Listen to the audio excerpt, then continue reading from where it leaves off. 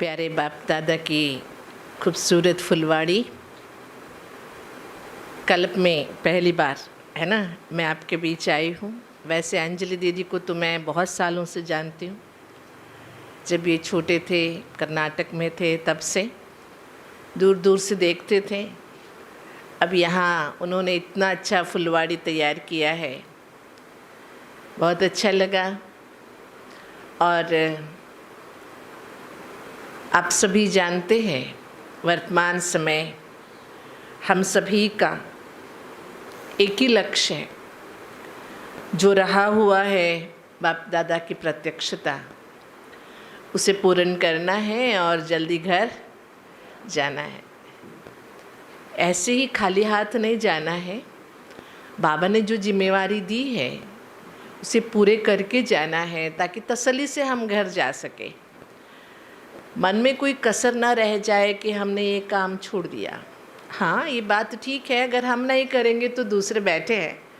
बाबा का महावाक्य है, अगर आप नहीं करेंगे तो आप जैसे हज़ारों आ जाएंगे। ये घमंड में मत रहना मैं ही अकेला कर सकता हूँ।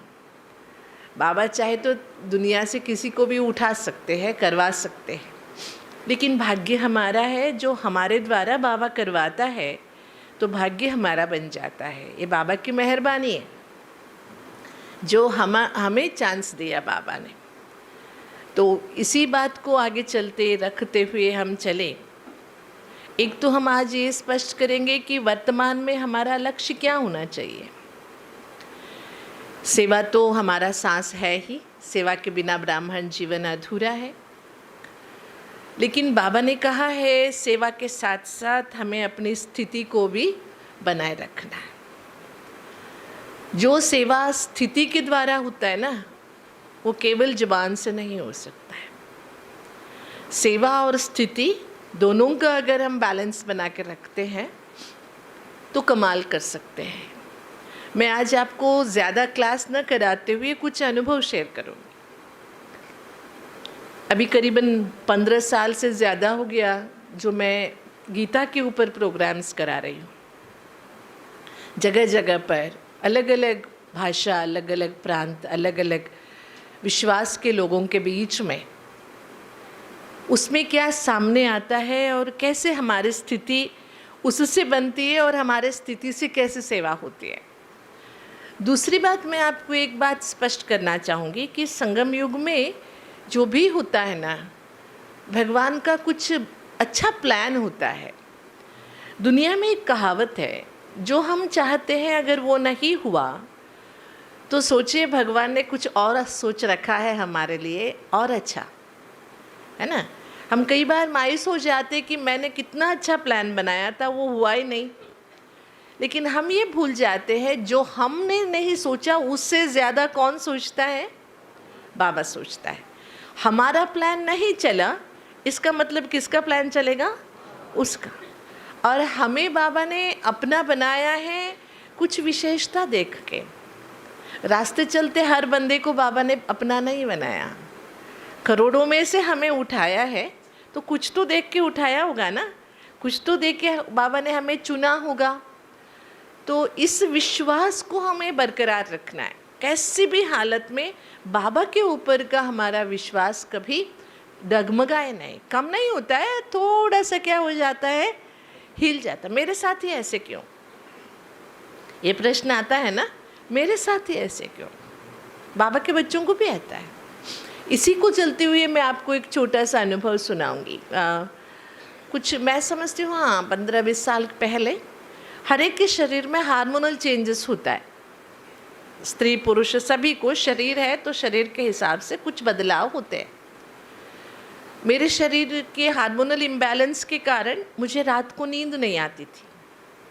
एकदम से शुरू हो गया, रात 2 बजे तक, 2 बजे के बाद नींद आती थी, फिर 4 बजे उठना है, फिर हमारा दिनचर्या शुरू हो जाता है। तो मन में परेशानी होती थी कि ऐसे कैसे चलेगा। डॉक्टर से कंसल्ट किया तो डॉक्टर ने कहा ये आपके हार्मोनल इम्बैलेंस के कारण होता है, या तो गोलियां खाओ, नहीं तो जितने दिन चलता है चलने दो, ऐसे 6-8 महीना चलेगा फिर ठीक हो जाएगा। मैंने कहा मुझे गोलियां नहीं खानी है, लेकिन करे तो क्या करे, सेंटर में 10-11 बजे सभी सो जाते और मेरी ना आंखें ऐसे फटी सी फटी रह जाती है, नींद आती नहीं है मुझे 2 बजे तक। मैंने पहले शुरू किया अव्यक्त मूल्यों का अध्ययन। रात को अपना एक छोटा सा लैंप, सोलार लैंप लेके बैठती ताकि बहनों को डिस्टर्ब ना हो जो सोई रहती है, और उसमें मैं अव्यक्त मूल्यों को ग्रुप करके टॉपिक वाइज कलेक्ट करना शुरू किया मैंने। उन दिनों जो मैंने अव्यक्त मूल्यों का अध्ययन किया, आज भी मुझे वो एक खजाना बन गया। एक बुक में बाकायदा मैंने अलग अलग टॉपिक पर, जैसे कि आत्माभिमानी स्थिति है या बहुत सारे ऐसे टॉपिक्स जो मुझे अच्छे लगते थे, वो सब मैंने कलेक्शन करना शुरू किया। महीनों चलाए। फिर साकार मूल्यों का अध्ययन शुरू किया। साकार मूल्याँ जब पढ़ना शुरू किया मैंने, रोज रोज रोज रोज रात को, उसमें रोज बाबा कहते गीता के भगवान के बिना तो मुरली चलती नहीं है। तो ये सब पॉइंट्स देखते देखते मन में प्रश्न आया। वैसे मैं आपको बता दूं, बचपन से मुझे थोड़ा भगवद गीता का घर से वो संस्कार है। हमारे घर में हम एक जॉइंट फैमिली से पले बड़े, 35 लोग रहते थे हम घर में। आपने अनुभव सुना होगा कि बड़ा सा गांव में रहते थे, गांव का घर था, तो बड़ा घर था, भोजन के लिए घंटी बजाते थे ताकि सभी एक साथ आके बैठ जाए। पुराने ज़माने के में ना एक एक को अकेले अकेले परोसा नहीं जाता था, घर में एक खाने का समय होता, सभी को उसी समय आके बैठना है और खा के जाना है। बाद में आके थाली उठा के नहीं खा सकते कोई। एक बार किचन बंद हो गया मतलब शाम को मिलेगा, फिर दोपहर में नहीं मिलेगा, ऐसा सिस्टम था। बहुत डिसिप्लिन था। हमारी दादी गीता कंठस्थ जानती थी, पापा की मम्मी। उससे थोड़ा खींच था, थोड़े बचपन में मुझे वो मैंने सीखा भी था, अच्छी तरह से सुना भी था, और मैं ज्ञान में चली भी गीता के आधार से ही हूँ। मैं गीता के कॉम्पिटिशन्स में हिस्सा लेती थी, उसमें मुझे स्टेट लेवल प्राइज़ भी मिला हुआ था। एक बार वो किस्सा सुना कि मैं आगे जाती हूँ, शायद आपने सुना है, जिन्होंने ORC का अनुभव सुना है। 8वीं में थी मैं। क्या होता है जब गीता के कॉम्पिटिशन्स होते हैं ना, एक अध्याय दिया जाता है, 18 अध्याय है गीता में, कोई भी अध्याय दिया जाता है, इसमें से आपको प्रश्न पूछा जाएगा, आपको जवाब देना होगा, श्लोक बताना है, अर्थ बताना है, कुछ भी जो सामने वाला पूछेगा, यही होता है कंपटीशन। उस समय दिया गया था 9वां अध्याय। 9वां अध्याय जब मैं पढ़ रही थी, कंपटीशन के लिए तैयार हो रही थी, उसमें एक श्लोक आता है, यान्ति देवव्रता देवान् पितॄन् यान्ति पितृव्रताः भूतानि यान्ति भूतेज्या यान्ति मध्याजिनोऽपि माम्। ये श्लोक है। इसका मतलब है जो देवताओं को पूजता है वो देवताओं के पास जाता है, जो पितरों को पूजता, पितृ मना हमारे पूर्वज, पितरों को जो पूजता है वो पितरों के पास जाता है, जो भूतों को पूजता है वो भूतों के पास जाता है, और जो मुझे पूजता है वो मेरे पास आता है। ठीक है, ये शब्दार्थ है। जब मैं पढ़ रही थी, तब ज्ञान नहीं था मुझे, जब पढ़ रही थी मेरे मन में प्रश्न आया, ये बात ठीक है जो जिसको पूजता है उसके पास जाता है, लेकिन ये मुझे कहने वाला कौन है ना? आप गौर से देखिए, देवताओं को पूजने वाले देवताओं के पास, पितरों को पूजने वाले पितरों के पास, भूतों को पूजने वाले भूतों के पास, मुझे पूजने वाले मेरे पास। ये मुझे कहने वाला कौन है? ना भूत है, ना पितृ है, न देवता है, तो वो कौन है? ये मन में प्रश्न आया। मैंने घर में बड़ों को पूछा, तब तक मेरी दादी चली गई थी, जो मेरा मेंटर, मतलब हमारे सब समस्याओं का समाधान हमारा दादाजी करते थे, वो भी चले गए थे, पापा भी चले गए थे। किससे पूछे घर में? किससे घर में पूछे तो कहते थे, तेरी ना छोटी मुँह बड़ी बात, चुप हो जा, क्या प्रश्न करती है, चुप के पढ़ ना और कंपटीशन में हिस्सा ले, जो अजीबोगरीब प्रश्न क्यों पूछ रही है। और मैंने अपने घर के जो पुरोहित बोलते हैं, हम घर के पंडित जी होते हैं ना, उनसे पूछा, उन्होंने भी टाल दिया, कोई ने भी जवाब नहीं दिया। उस कंपटीशन में मुझे प्राइज़ आया था। वो प्राइज़ देने, इनाम देने ना जगत गुरु आए थे, श्रृंगेरी के जगत गुरु शंकराचार्य, वो हमारे घर के भी जगत गुरु है। तो जब उनसे मिलने में स्टेज पर गई, इनाम लेना था मुझे। वो तो जैसे हमारे घर में हर साल आते थे, तो उनकी पहचान अच्छी थी, बुजुर्ग थे। मैंने उनसे पूछा, गुरुजी इस श्लोक का अर्थ बताएंगे तो मैं आपसे ये इनाम लूँ। उन्होंने शब्दार्थ बता दिया जो मैंने आपको बताया। मैंने कहा ये शब्दार्थ तो मैं भी जानती हूँ, आप बताइए ना ये मुझे कहने वाला कौन है? यान्ति मध्या जिनोपि माम, ये कहने वाले कौन है? हल्ला मच गया है ना। लड़की एक सन्यासी से प्रश्न करे, वो भी 50 साल पहले, ये तो होना ही नहीं है। सन्यासी जगत गुरु से कोई लड़की प्रश्न करे? सभी ने डांट दिया। मेरे चाचा जी ने खुद खड़े होके, चुप होती है कि तेरे, मतलब आज भी कितनी भी हम समानता की बातें कर रहे हैं दुनिया में, लेकिन आज भी अगर कोई महिला सभा में प्रश्न करती है तो उसका इंसल्ट ही किया जाता है। बाबा के ही घर में बाबा हमें समानता की सच्चा एक मायना दिखाते हैं कि आत्मभाव का जो शिक्षा देते हैं।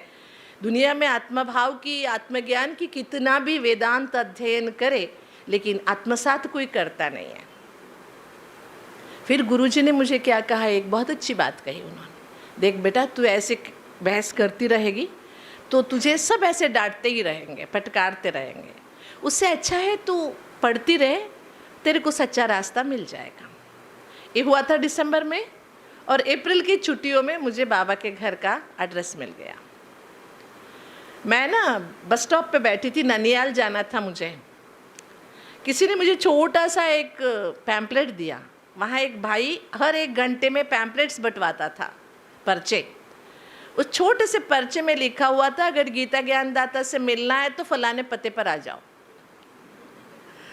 है ना। तो वो पर्चा पकड़कर मैं बस छोड़ दी। उन दिनों इतना बसेस होते नहीं थे ना, फिर भी मैंने बस छोड़ दिया, अपना बैग एक दुकान में रख दिया और मैं चल पड़ी उस पते को ढूंढते ढूंढते, और पहुंच गई। एक वकील भाई था, सेंटर नहीं था, वो पर्चा बंटवाता था। उसके पास गई तो मुझे इतना बुक्स दिया उसने, कन्नड़ वाला। वो पढ़ के मैं बाबा की बच्ची बनी। बस बाबा ने पकड़ लिया, ठीक है। ऐसे मैं गीता जानती थी। गीता में हज़ारों प्रश्न थे मेरे, लेकिन जब ये मेरे तबीयत का थोड़ा आगे पीछे हुआ था तो गीता के अलग अलग बुक्स लेके आई मैं, मतलब लाइब्रेरी से लाती थी, क्योंकि गीता के ऊपर ना बहुत लोगों ने लिखा है, बहुत लोगों ने। विनोबा भावे है, गांधी जी है, गोखले जी है, तिलक जी है, रामकृष्ण परमहंस जी के, बहुत सारे, अरबिंदो है, जो बड़े बड़े थिंकर्स है जिसको दुनिया मानती है। उन्होंने गीता पर अपने जो एसेस लिखे हैं वो सारे मंगाई में। ओरिजिनल गांधी जी की भी मुझे मिली, अनासक्त कर्मयोग के ऊपर उन्होंने जो इंग्लिश में लिखा है। उनका इंग्लिश सब समझना आसान नहीं है, पुराने ज़माने की इंग्लिश है, डिक्शनरी के बिना आप पढ़ नहीं सकते उसे। वो सारा बाबा ने इतना अच्छा टाइम दिया। सभी सोए रहते थे, 10 बजे से अर्ली मॉर्निंग 2 बजे तक पढ़ती रहो, बाद में थोड़ा सो जाओ, फिर अमृत वेला। ऐसे करते मैंने नोट्स बनाया। जब नोट्स बनाती थी तब मेरे मन में एक प्रश्न उठा, इन सब का अपना अपना विचार है, लेकिन बाबा का जो विचार है, किसी के विचारों को काटे बिना हम अपना विचार कैसे रखें? किसी को ये ना लगे कि हमारी ग्लानि कर रहे हैं, लेकिन हमें अपना सुनाना है। पहले मैंने शुरू किया कि depression management through Bhagavad Gita. Arjun depressed हो गया था, अवसाद में आ गया था। उस अवसाद से बाहर निकलने के लिए भगवान ने रास्ता दिखाया, बस ऐसे लिया। इसको कहते द्राविड़ प्राणायाम। सीधा नहीं करना, लेकिन इधर से प्राणायाम करना।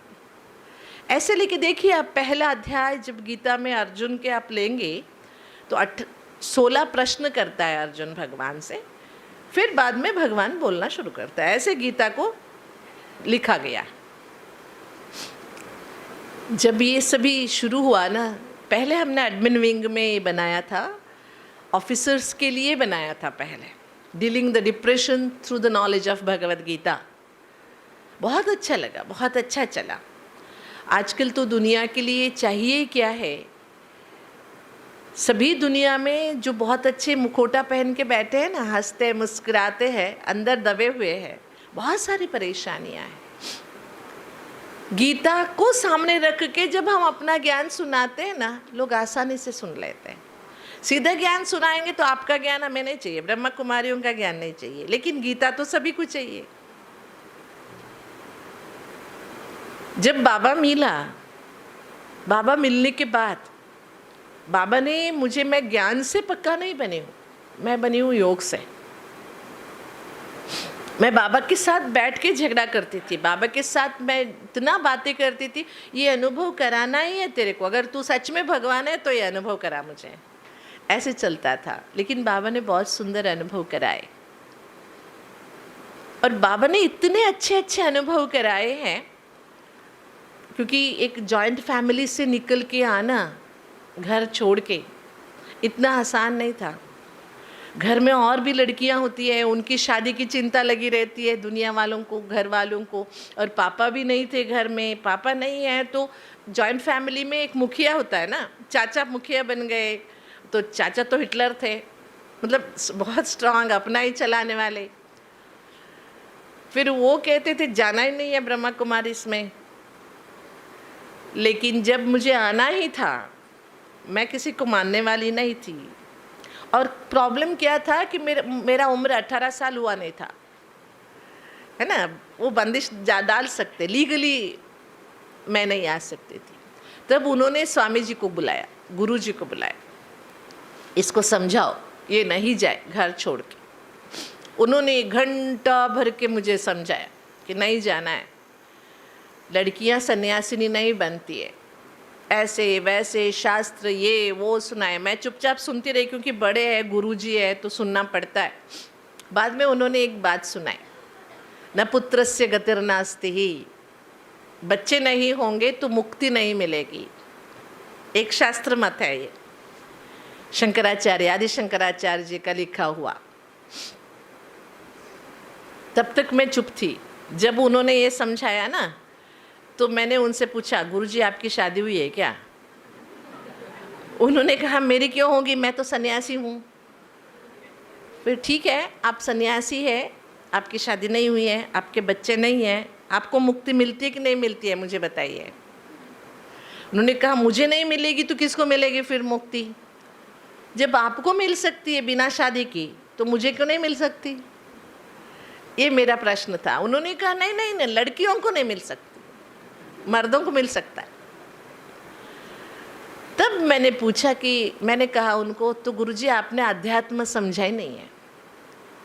अध्यात्म में स्त्री पुरुष का भेद नहीं होता है, आत्मभाव होता है, और आत्मभाव में कहाँ की स्त्री कहाँ की पुरुष।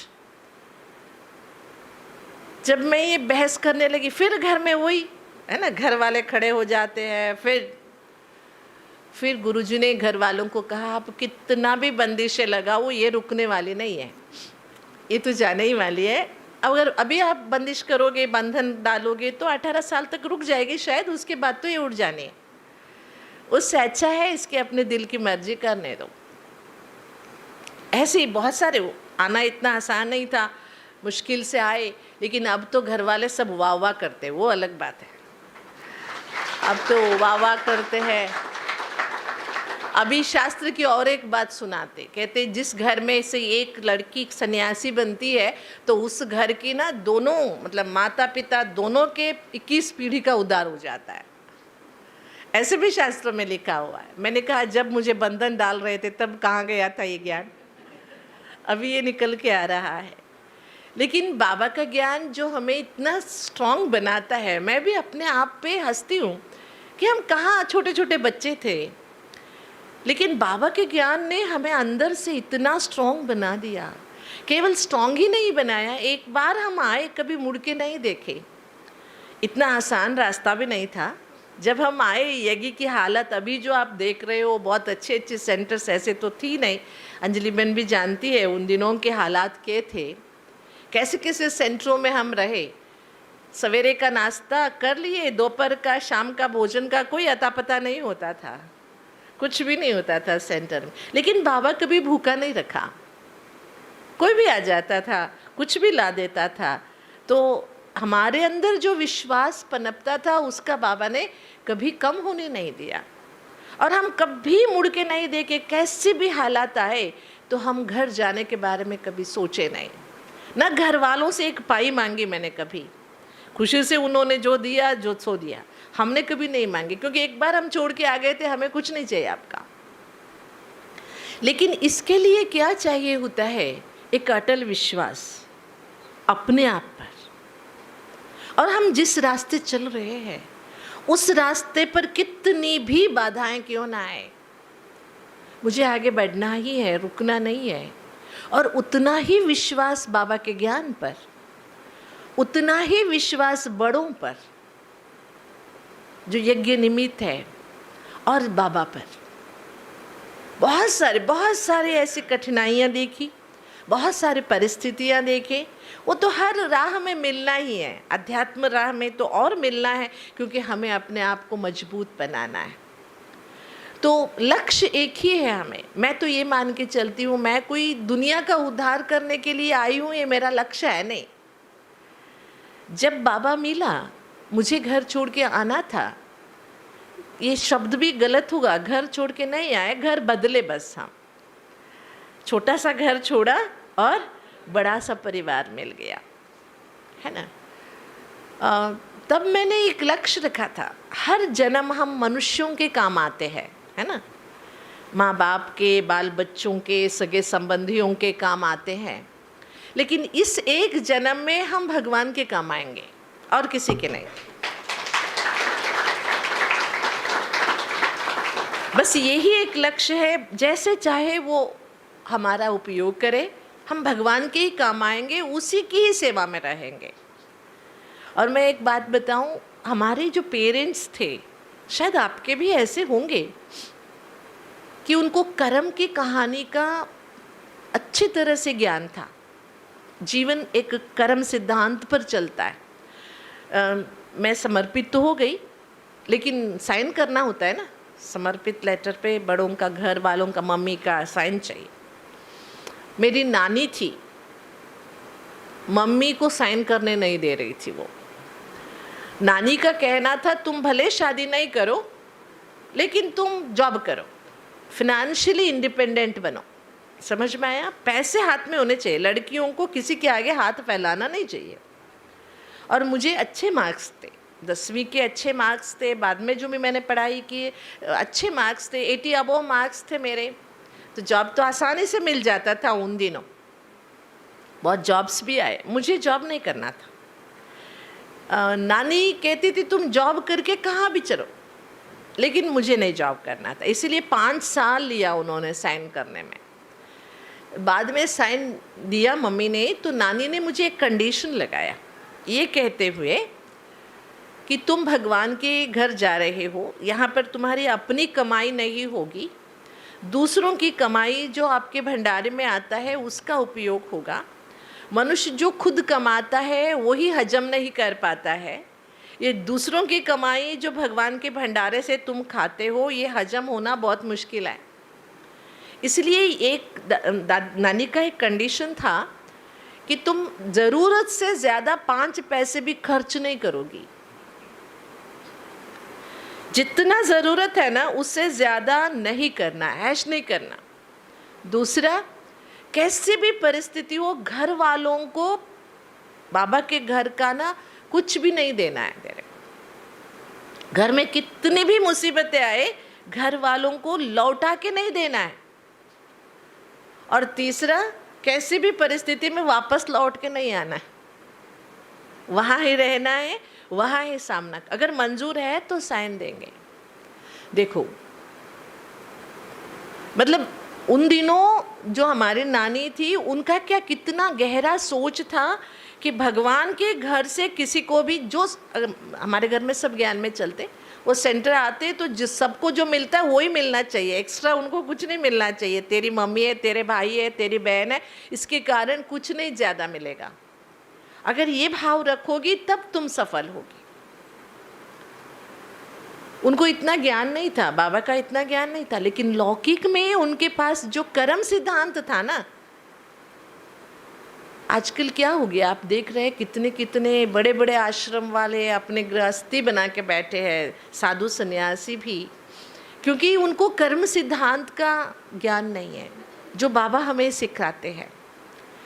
इसलिए एक पूर्व जन्म का पुण्य कहे, कल्प कल्प का भाग्य कहे, एक अच्छा परिवार मिला। और यज्ञ में भी बहुत अच्छे, जो जहाँ मैं जिस जोन में मैं रहती हूँ, हमारे बड़े भाई साहब है बसवराज भाई जी, बहुत अच्छी तरह से उन्होंने पालना की। हर चीज़ के लिए, ज्ञान योग की हो या पुरुषार्थ की हो, सेवा की हो। तो हमारा भी अब लक्ष्य क्या रहता है, जो हमें बड़ों ने दिया है विरासत में, ज्ञान दिया, पालना दी, वो हम अपने साथ जो भी हमारे साथी है या हमारे संबंध में आते हैं उनको भी हम पहुंचाएं। तो आजकल मैं क्या लक्ष्य रखती हूँ, केवल अनुभव के साथ मैं आगे बढ़ना चाहूँगी। आजकल मेरा ज़्यादा ट्रैवलिंग होता है, इधर उधर जाना होता है, तो मैं अपना पुरुषार्थ का एक लक्ष्य रखती हूँ। एयरपोर्ट में बैठना होता है, घंटों भर फ्लाइट में बैठना होता है, और आपको पता है एयरपोर्ट का माहौल कैसे रहता है, बहुत महंगा, अय्याशी करने वाले लोग, है ना। आप यहाँ 10 रुपये की चाय पीते हो, वही फ़्लाइट में या एयरपोर्ट में आपको 300 रुपया देना पड़ेगा, लेकिन लोग पीते हैं। बाहर आओ तो वही 10-20 रुपये में आपको चाय मिलता है, कॉफ़ी मिलता है, लेकिन एयरपोर्ट में लोग पियेंगे 300 रुपया दे के। हर चीज़ महंगी होती है, हर चीज़ वहाँ पर। लेकिन वो सब देखते हुए, वो सब करते हुए, उनको हम शब्दों से कुछ नहीं बता सकते, लेकिन हमारी स्थिति कैसे सेवा कर सकती है।